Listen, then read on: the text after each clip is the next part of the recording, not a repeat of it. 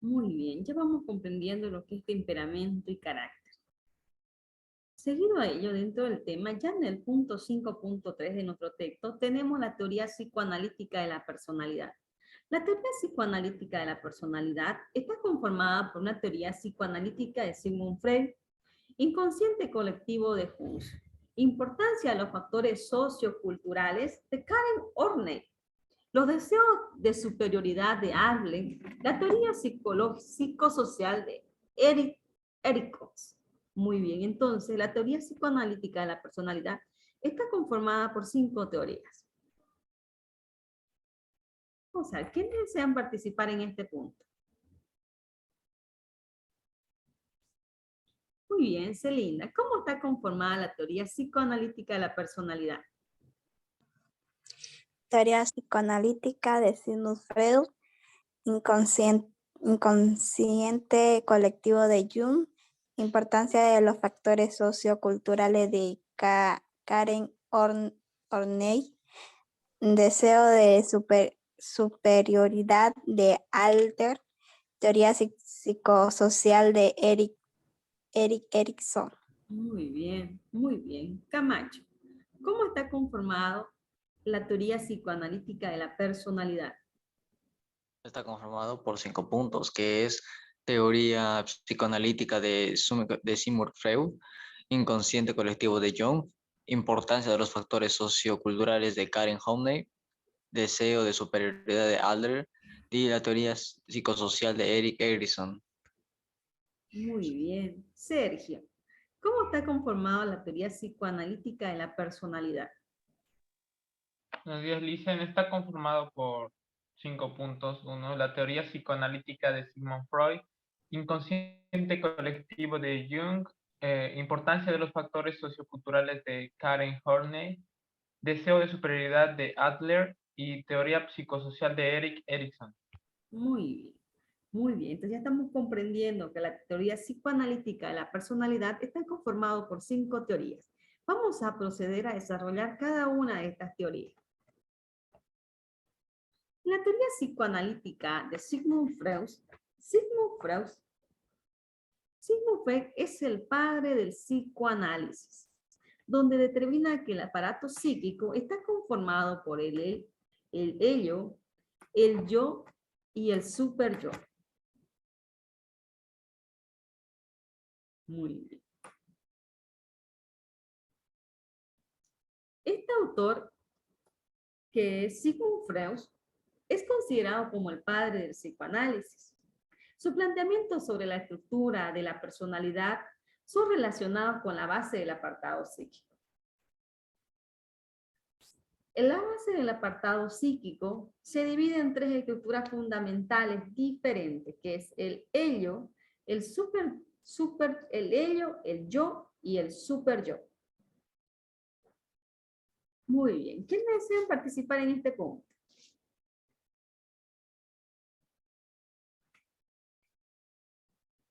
Celine, dentro de la teoría psicoanalítica de la personalidad se encuentra la teoría psicoanalítica de Sigmund Freud. ¿Cómo se considera Sigmund Freud? El padre de la psicoanálisis que son divididas en 3 partes, que es el ello, el yo, el super yo. Muy bien, María Victoria. Dentro de la teoría psicoanalítica de la personalidad, tenemos la teoría psicoanalítica de Sigmund Freud. ¿Cómo se considera Sigmund Freud? A Sigmund Freud se le considera como el padre del psicoanálisis y al cual divide en 3 partes, que es el ello, el yo y el superyo. Muy bien, Camacho. Dentro de la teoría de la psicoanalítica de la personalidad, tenemos la teoría psicoanalítica de Sigmund Freud. ¿Cómo se considera? Sigmund Freud se le considera como el padre del psicoanálisis, ya que él creó el ello, el yo y el superyo. Muy bien. Noreli, dentro de la teoría psicoanalítica de la personalidad, tenemos la teoría psicoanalítica de Sigmund Freud. ¿Cómo se lo considera a Sigmund Freud? Se lo considera como el padre del psicoanálisis y entre esto está el ello, el yo y el superyo. Muy bien. Gary, dentro de la teoría psicoanalítica de la personalidad, tenemos la teoría psicoanalítica de Sigmund Freud. ¿Cómo se lo considera? Se considera como el padre del psicoanálisis que se divide en él, ello, él, ello y el superyo. Muy bien, excelente. Ya estamos comprendiendo entonces. Estamos entrando en el punto 1.3, la teoría psicoanalítica de la personalidad. Si bien hemos dicho en la anterioridad, hemos dicho que Sigmund Freud es el padre del psicoanálisis y entre su apartado psíquico, él divide tres, que es el ello, el yo y el superyo. Ya en este punto de aquí vamos a venir a comprender a qué hace relevancia cada uno de esos puntos. Cuando hacemos el ello es una estructura basada en el principio de placer y de gobernar por dos pulsiones muy primitivas, la pulsión de la vida y la pulsión de la muerte. Estas dos pulsiones activan la energía del apartado psíquico y buscan las satisfacciones de los deseos más básicos de la inmediata, de forma inmediata, sin importar los riesgos potenciales que ello implique. En esta parte del ello, cuando decimos que es una pulsión de la vida, que hacemos referencia aquí, cuando hacemos pulsión de la vida, hacemos un nombre en nuestro texto, que es representada por Eros. Y cuando decimos pulsión de la muerte, decimos que es representada por Tánalos. Ellos son dos dioses dentro de este punto. Entonces hace referencia a aquellas creencias que tienen las personas. Y cuando hacemos el yo, se trata de una estructura controlada en la razón, en el principio de la realidad. Esta estructura se encarga de ajustar los deseos del ello en la realidad que la conciencia y las normas externas dedican que es posible. Y el superyo en la estructura es totalmente consciente. En el ello y en el yo actúa el inconsciente del sujeto. Y ya en el superyo actúa el consciente del sujeto. Y el superyo es la estructura totalmente consciente y está controlada por las normas, las leyes, la moral y cualquier regulación que la religión o la cultura establezca. Muy bien. Gary, ¿qué es el yo? Si estamos diciendo que Freud divide, decíamos que Sigmund Freud divide la palabra psíquico en tres. El yo, el ello y el superyo. ¿Qué sería el yo?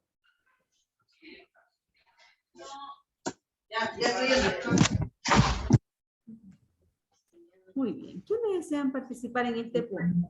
Ricardo, hoy no estás barbijo, llave, por si acaso. Ya el barbijo está en la puerta. ¿Quién está?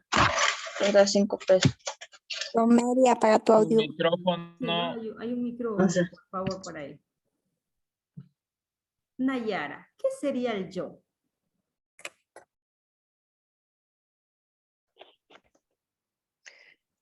Es una estructura controlada por la razón y por el principio de la realidad. Esta estructura se encarga de ajustar los deseos de ellos a la realidad que la conciencia o las normas externas indican que es posible. Muy bien. María Victoria. A ver, vamos a empezar por este punto, María Victoria. Sigmund Freud se considera que es el padre del psicoanálisis. Dentro de su apartado psíquico, ¿cómo lo divide? Lo divide en tres, que es el ello, el yo y el superyo. Muy bien. Dígame, ¿qué es el yo? El yo se trata de una estructura controlada por la razón y por el principio de realidad. Esta estructura se encargaría de ajustar los deseos del ello a la realidad que la conciencia o las normas externas indican que es posible. Muy bien, muy bien. Sergio. Sergio, dentro de lo que es la teoría psicoanalítica de Sigmund Freud, que es el padre del psicoanálisis, divide el apartado psíquico en tres puntos. ¿Cuáles serían? el ello, el yo y el super yo. Muy bien. ¿Qué vendría a ser el super yo? El super yo, esta estructura es totalmente consciente y está controlada por las normas, las leyes, la moral y cualquier regulación que la religión o la cultura establezcan. Muy bien. Celinda. Dentro de lo que es la teoría psicoanalítica, Sigmund Freud, que es el padre del psicoanálisis, divide el apartado psíquico en 3 puntos. ¿Cuáles serían? El ello, el yo, el super yo. Muy bien. ¿Qué vendría a ser el ello? Es una estructura basada en el principio del placer y gobernada por dos pulsiones muy primitivas, que es el pulsión de vida y la pulsión de muerte. Estas dos pulsiones activan la energía del aparato psíquico y buscan la satisfacción de los deseos más básicos y de forma inmediata, sin importar los riesgos potenciales que ellos impliquen. Muy bien. Muy bien, ya comprendiendo cada uno de los puntos, entramos al punto 3, 5.3, que es teoría psicoanalítica de la personalidad. Hemos desarrollado dentro de la teoría psicoanalítica de la personalidad, hemos dicho que este punto está conformado por 5 teorías. Y ya hemos desarrollado una, que es la de Sigmund Freud. Seguido a ello, tenemos el inconsciente colectivo de Jung. Estas teorías son teorías que están respaldando los conceptos que hemos venido estudiando, que era la personalidad, el carácter, el temperamento, la diferencia de cada uno de ellos. Y ya en este punto 3, cuando hablamos de teoría psicoanalítica de la personalidad, son aquellas teorías que están respaldando el concepto que se va dando de personalidad. Y el inconsciente colectivo de Jung, en este punto, este autor plantea que existen ciertos materiales en el inconsciente colectivo, que es un apartado para todos los seres humanos y que forman parte de nuestra herencia biológica. Jung, en el inconsciente colectivo de Jung, hace referencia a la personalidad introvertida y la personalidad extrovertida. Y recordemos que cuando hablamos de personalidad introvertida, hablamos de que el sujeto saca su energía estando en casa, tranquilo, leyendo un libro, reflexionando consigo mismo. Y cuando hablamos de personalidad extrovertida, el sujeto saca su energía al estar con la gente, al estar con amigos, al estar en sitios donde haya harta acumulación de personas. Muy bien. Pregunto por aquí. ¿Alguien conoce alguna persona que tenga una personalidad extrovertida? ¿Quién me podría decir? Dentro del grupo familiar, dentro de los amigos, una persona extrovertida que le guste siempre estar con amigos, que es una persona que siempre se va desarrollando con distintas personas, que tiene la facilidad de poderse comunicar, interactuar con otras personas. Sería más que todos los niños, que a cualquier lugar que vayan siempre están bien activos y siempre consiguen amiguitos o se hacen amiguitos en los parques, en cualquier lugar y hablan y tienen como una conexión inmediata. Muy Creo que bien. algo que le conecta es la necesidad de estar jugando siempre y es como que son bien extrovertidos todos. Muy bien, excelente. Muy bien.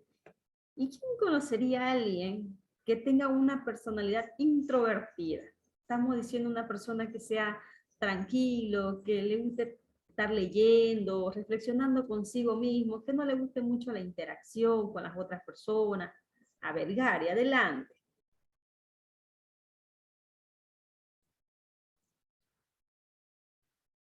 Muy bien.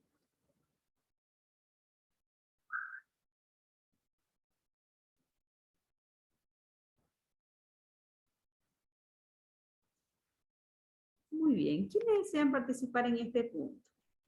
En el consciente colectivo de Jung.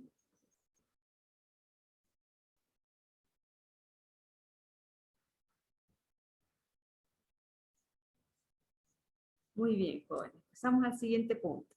La importancia de los factores socioculturales de Karen Orme.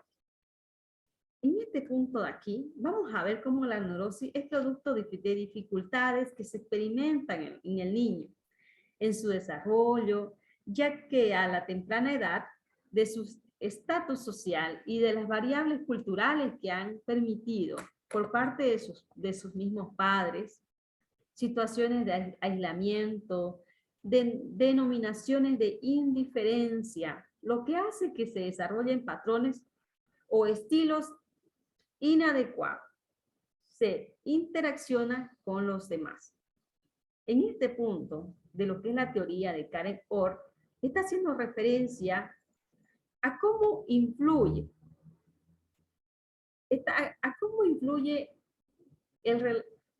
como le decía con anterioridad, cómo va creciendo el niño de acuerdo al ambiente, la familia donde se va desarrollando, va determinando cómo es el carácter del niño, cómo se va formando el niño. Y dentro de esta teoría de Karen Orr, nos hace referencia a eso cuando nos dice aquí, las situaciones de aislamiento, nos dice aquí, ya que a temprana edad de su estatus social y de las variables culturales se hace experimentar por los padres, sus mismos padres, por parte de sus mismos padres, situaciones de aislamiento. Entonces, los primeros que aportan en el carácter del niño son los padres con los que se están desarrollando.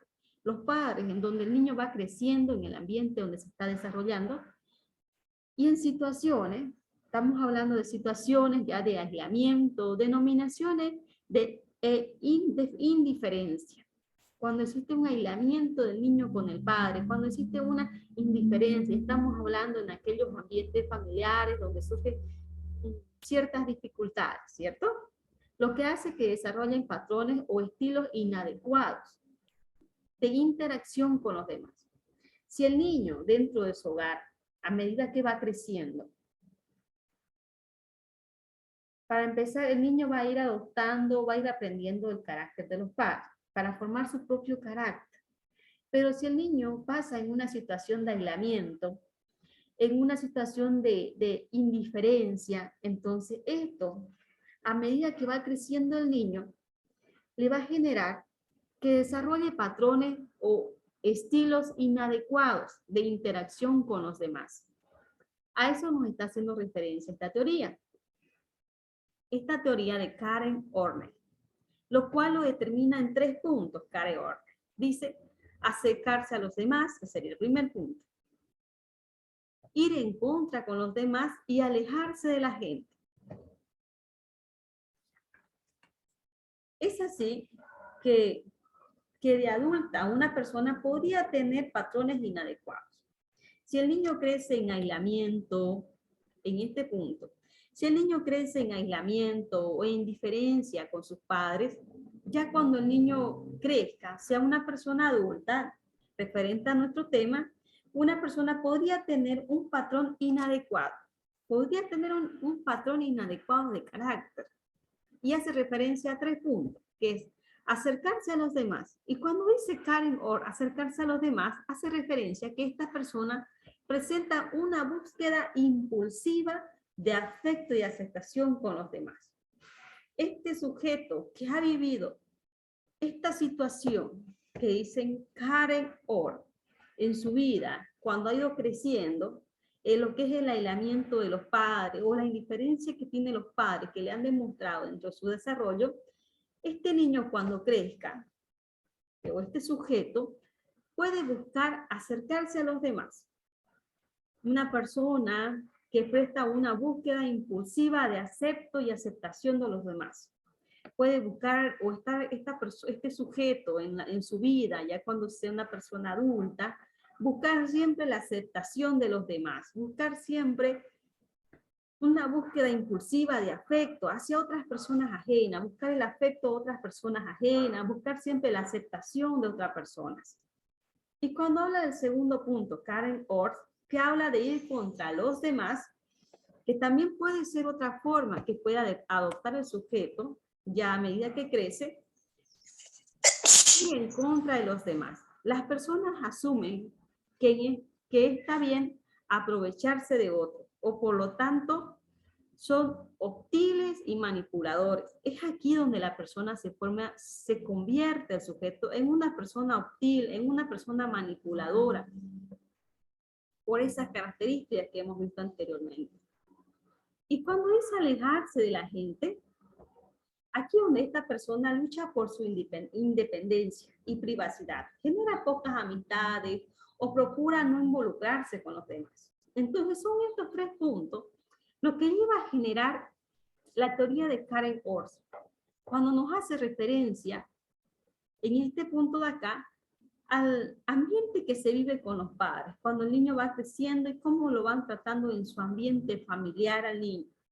Si vive el niño en un ambiente de aislamiento, en un ambiente de indiferencia, entonces cuando el niño crezca y sea un sujeto adulto, un sujeto mayor, puede estar dentro de estos tres puntos, formarse dentro de tres puntos. Puede ser que esta persona quiera acercarse a los demás, quiera buscar siempre el afecto de los demás, la aceptación de los demás. O puede también que se adapte al segundo punto y sea ir en contra de los demás. Que esta persona asuma que está bien aprovecharse de otros, por lo tanto son hostiles y manipuladores. O también puede adoptar el tercero, que es alejarse de la gente, donde esta persona lucha por su independencia y privacidad, genera pocas amistades, procura no involucrarse con los demás. Muy bien, es en base a esto lo que nos habla la teoría de Karen Orff. ¿Quiénes desean participar en este punto? La importancia de los factores socioculturales de Karen Orff. Celinda. ¿Qué nos dicen la importancia de los factores socioculturales de Karen Orff?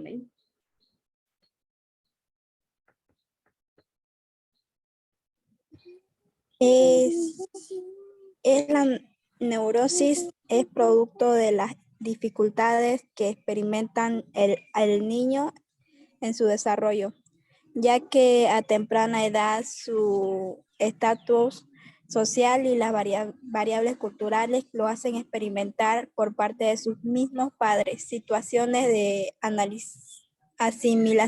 asimilamiento, dominación e indiferencia, de lo que hace que desarrollen patrones o estilos inadecuados de interacción con los demás. Muy bien, muy bien. Gary, ¿desea participar? No se encuentra. Sí. Ah, muy bien, ahí se encuentra Gary. Gary, muy bien, ya estamos comprendiendo dentro de lo que es la importancia de los factores socioculturales de Karen Orff. Dígame, aquí Karen Orff hace referencia de que si una persona adulta, una persona podría tener un patrón inadecuado, como uno de estos tres patrones. Explíqueme cada uno de estos tres, acerca de los demás, acerca de ir contra los demás y acerca de alejarse de la gente. Ya. Acercarse a los demás. Esta persona presenta una búsqueda compulsiva de efecto y aceptación de los demás. Ir en contra de los demás. Las personas asumen que está bien aprovecharse de otros, por lo tanto son hostiles y manipuladores. Alejarse de la gente. Estas personas luchan por su independencia y privacidad, generan pocas amistades y procuran no involucrarse con los demás. Muy bien, muchas gracias. A ver, yo consulto. Si alguien conoce a alguna persona con una de estas tres tipos de características. Alguna amistad, desconocido, alguien que cumpla con estas tres caras, con alguna de estas tres.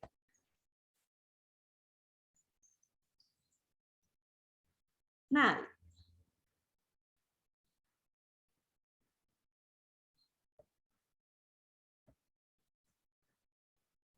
Adelante, guys.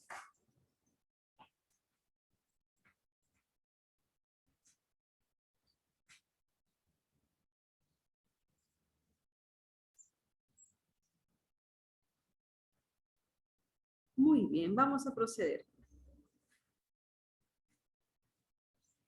Seguido a ello, tenemos el deseo de supervivencia de Applet.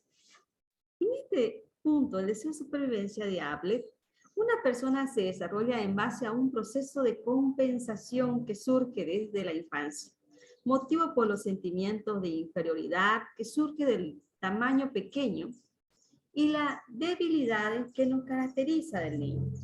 Otros aspectos importantes es la teoría de Alex, es la conceptación familiar, que se refiere a las primeras percepciones de la dinámica familiar, es decir, del lugar que ocupamos en la familia, ya sea ser hijo único, por ser primogénito o un hermano del mismo género, tener ambos padres o solo uno, etc.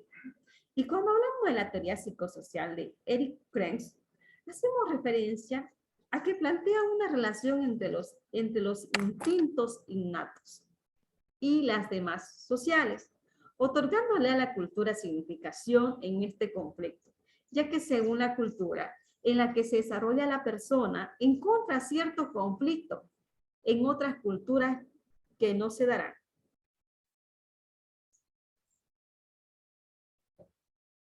Muy bien. ¿Quiénes desean participar en estos dos puntos?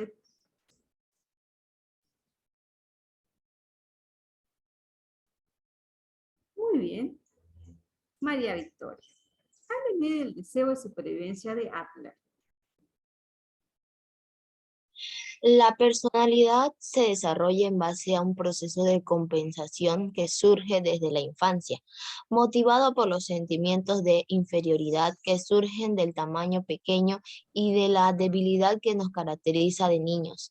Otro aspecto importante en la teoría de Adler es la constelación familiar, que se refiere a las primeras percepciones de la dinámica familiar, es decir, del lugar que ocupamos en la familia, ya sea ser el hijo único, ser primogénito con un hermano del mismo género, tener a ambos padres o solo a uno.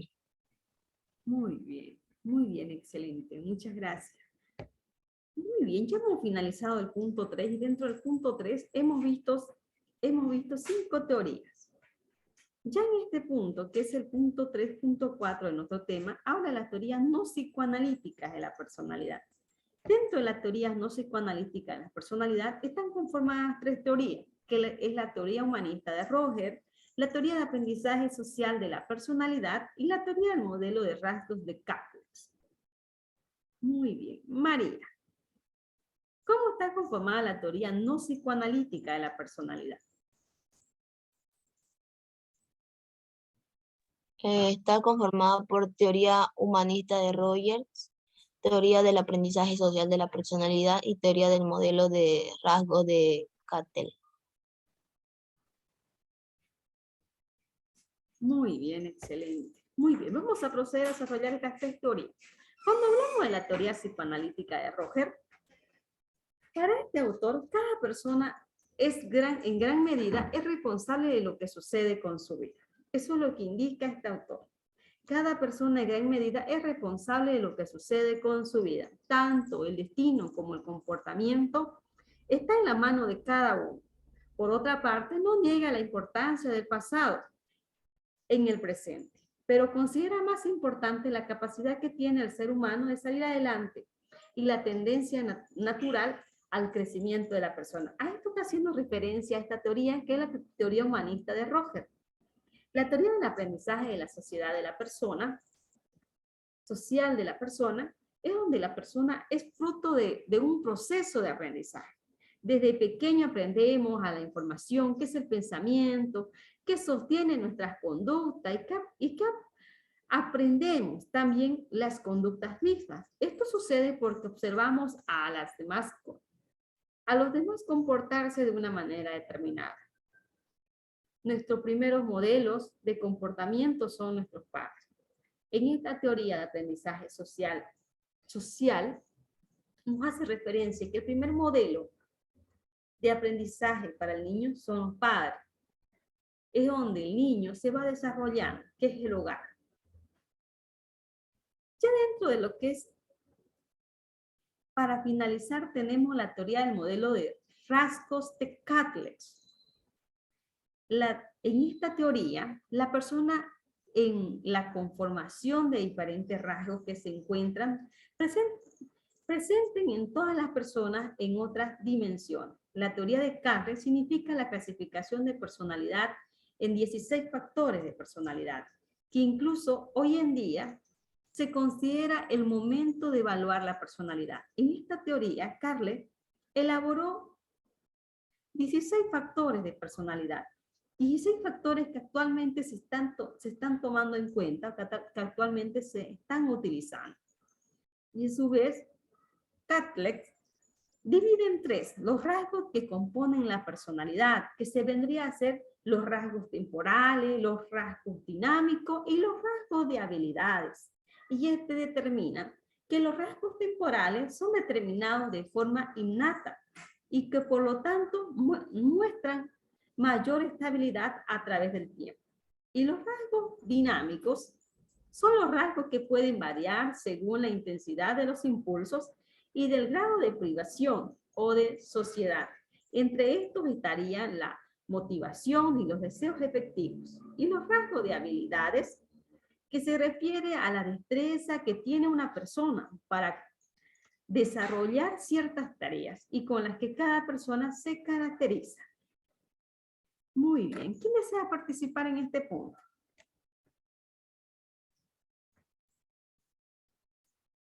Camacho. La teoría del modelo rasgos de Calles, ¿a qué hace referencia?